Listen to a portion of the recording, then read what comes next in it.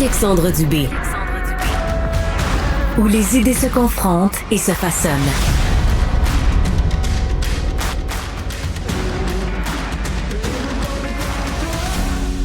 Isabelle, la fête nationale, ça s'en vient et on reçoit ce matin celle qui sera à l'animation de ce grand spectacle. On oublie que c'est dans moins de 2 semaines. Hein? Le compte à rebours est commencé, la grande fête nationale. Il y a plusieurs représentations les 23 et 24 juin.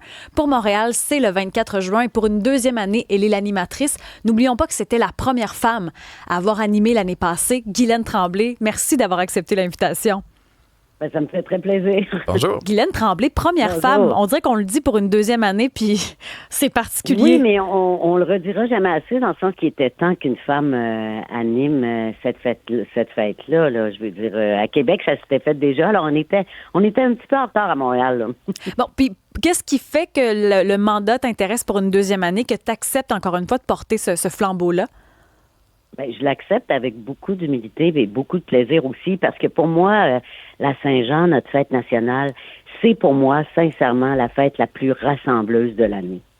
Parce que peu importe d'où tu viens, peu importe si tu es débarqué de l'avion hier soir pour t'établir au Québec ou si tu es là depuis les débuts de la colonisation, moi, je considère que dès que tu es là, sur cette terre-là, sur notre territoire, ben, c'est ta fête à toi aussi. Alors moi, il n'y a rien qui m'enchante plus que de voir la foule, je l'ai expérimenté l'année passée, des gens de tous âges, de toute ethnie, je m'en fous de la religion qu'ils ont, pour quel parti politique ils votent.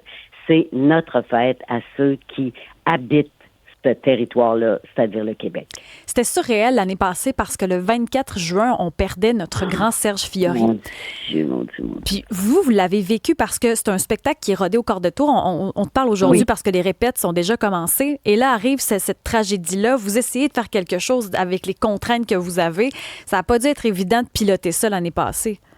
Oh non, c'était un casse-tête douloureux, je te dirais, parce qu'écoute, on aurait pris le show au complet pour rendre hommage à Serge qu'on aimait tant.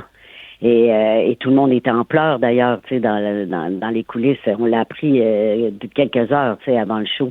Mais les gens nous disaient, vous avez pas rendu un long hommage à Serge, mais il faut bien comprendre que dans un show télé, tout est minuté au quart de tour. Alors, il a fallu couper des choses pour essayer de parler à Serge, parce que c'était inévitable qu'il fallait qu'on lui dise un adieu, même s'il était court. Mais cette année, ben, c'est merveilleux. On a tous ses amis avec nous. Harmonium. Wow. OK. Donc, oui, ça va être formidable. Mais je vous avoue que c'était un gros coup. Ça a été très, très, très émouvant, très difficile. Mais pour Serge, on voulait que la fête continue, puis c'est ce qu'on a fait. Et pour cette année, il y aura donc un gros numéro. Là. Vous voulez reprendre en quelque sorte ces hommages-là un an plus tard où on a eu le temps de se déposer puis de trouver une façon de ficeler ça dans cette fête qui est le Québec. Ben Serge, la meilleure façon de le célébrer, c'est par sa musique. Hein? Sa musique mourra jamais. Alors, je pense que ça va être un moment très émouvant, très beau, puis d'une grande, grande profondeur. En tout cas, nous, on est ravis d'avoir les gens d'Harmonium avec nous. C'est particulier aussi cette année, au fait, on est très enthousiaste de voir sur scène Diane Dufresne. C'est rare qu'on la voit sur scène dans un événement comme ça. Mais qu'elle ait accepté, je ne sais pas si vous l'avez déjà vu en répétition pour le prochain spectacle, mais tu sais, Diane Dufresne, Butenau-Pelletier avec le groupe d'Harmonium, Pierre Lapointe, il y a quelque chose de magique dans ça. Ah oui, vraiment, il y a une foule d'artistes incroyables cette année. Puis le thème du spectacle, c'est de génération en génération. Hein. Alors, ça part de Diane Dufresne, qui a 80, et ça va jusqu'aux plus jeunes. Donc, il y a un lien en Soulja. Tu sais, il y a un mélange, un mix de générations. Moi, c'est ce que je trouve le plus vivant au monde. Là, tu sais, c'est quand des gens de différentes générations se ramassent ensemble, puis créent ensemble, puis chantent ensemble. Donc, je pense que ça va être beau. Mais j'avoue que la première fois que tu vois Diane Dufresne arriver puis dire « Hey, je vais être sur la même scène qu'elle, là », tu shakes un petit peu. Tu as eu besoin d'oxygène. Oui, ça va prendre l'oxygène. Mais Guylaine, tu sais, chacun a son histoire avec la fête nationale. Toi, est-ce que ça a toujours fait partie de tes traditions? Est-ce que, aussi loin que tu peux te rappeler, est-ce que c'est quelque chose que tu fêtais ou c'est un mandat qui est arrivé et ça a pris une place différente dans ta vie? Oh non, non, non, non. Moi, j'ai toujours fêté la Saint-Jean. Écoute, ça a changé au cours des années. Je me souviens, quand j'étais petite, à la campagne, il y avait comme un défilé de la Saint-Jean. Il y avait une rue dans mon village, hein. Donc, on pouvait pas se perdre ben. Mais il y avait un défilé avec des petits drapeaux. Les gens mettaient des banderoles. Ensuite, je suis déménagée en ville. Alors là, c'était les fêtes nationales sur les plaines d'Abraham. Il y a eu les fêtes de quartier, bien sûr, mais j'ai toujours participé à chaque fête nationale. Et j'ai fait en sorte que mes enfants aussi adoptent cette tradition-là, parce que en même temps, ça correspond au 24 juin, c'est notre fête nationale, c'est l'été, c'est les vacances qui commencent, c'est les rassemblements. Pour moi, ce n'est que de la lumière et du bonheur, cette fête-là. On le sait, que ce soit le 23 ou le 24, il y a toujours un peu de pluie. Là. Pour une bonne Saint-Jean, il y a toujours un peu ça quelque part. Donc, c'est le 24... Hey, on n'est pas fait en chocolat. Oui. Donc, le 24 juin pour Montréal, ce sera d'ailleurs télédiffusé. Il y a tout le temps un petit décalage là, d'une demi-heure à peu près, mais ce sera télédiffusé. On voulait revenir également, Guylaine, sur la publication que tu as fait un petit peu plus tôt cette semaine, qui était titrée « 65 ans, pas maquillé, pas coiffé, mais surtout défiguré ». C'est une publication que tu as fait pour réagir aux commentaires désobligeants que tu recevais. Il me semble que les commentaires n'ont pas de bon sens.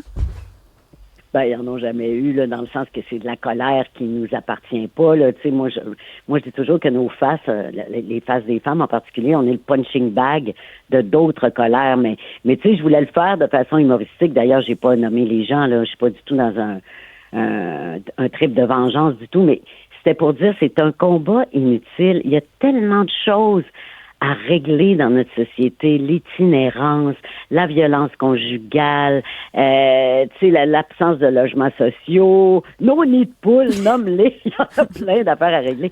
Alors pourquoi s'attarder sans arrêt sur le corps, l'âge, la face, les cheveux des femmes?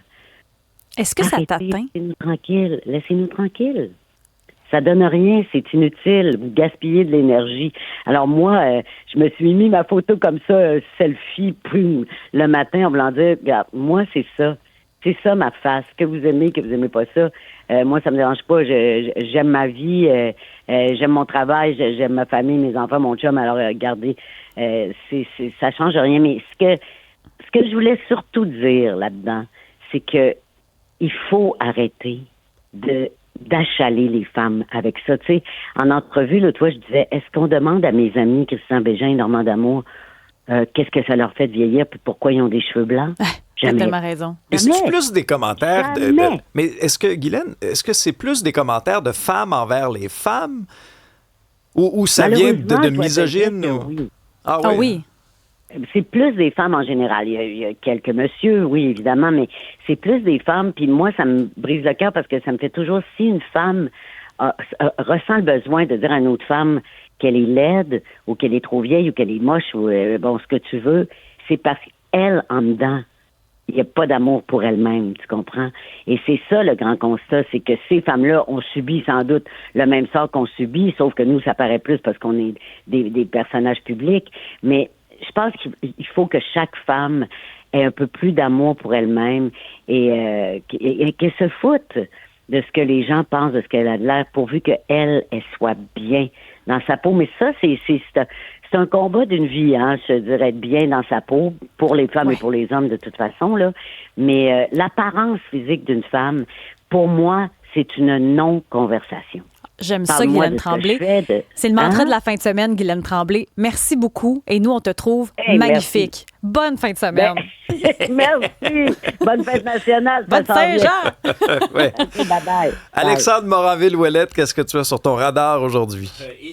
Évidemment, tout ce qui se passe autour de l'entente ou pas l'entente entre l'Iran et les États-Unis, parce que là, l'agence de presse iranienne officielle dit que, dans le fond, il n'y aurait pas d'accord sur le nucléaire, pas d'accord sur la réouverture du détroit d'Ormuz s'il y a un accord en fin de semaine, qui sont les 2 points sur lesquels les Américains insistent. Donc, vous pouvez penser ce que vous voulez de ce fameux accord.